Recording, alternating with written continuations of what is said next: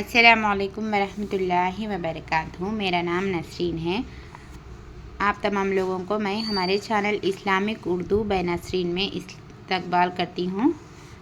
آج ہم لوگ لباس کے آداب سیکھ رہے ہیں۔ 11 احادیث تک سیکھ چکے۔ آج کے لیسن میں ہم 12 احادیث سے سیکھیں گے۔ لیسن نمبر 3 لباس کے آداب میں حدیث نمبر 12۔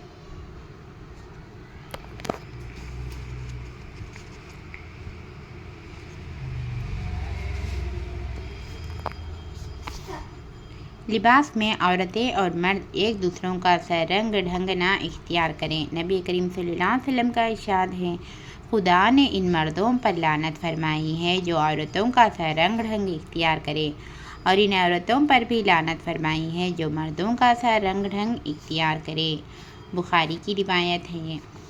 حضرت ابو ہریرہ رضی اللہ تعالیٰ عنہ فرماتے ہیں کہ رسول صلی اللہ علیہ وسلم نے اس مرد پر لعنت فرمائی ہے جو عورتوں کا لباس پہنے، اور اس عورت پر لعنت فرمائی ہے جو مرد کا لباس پہنے۔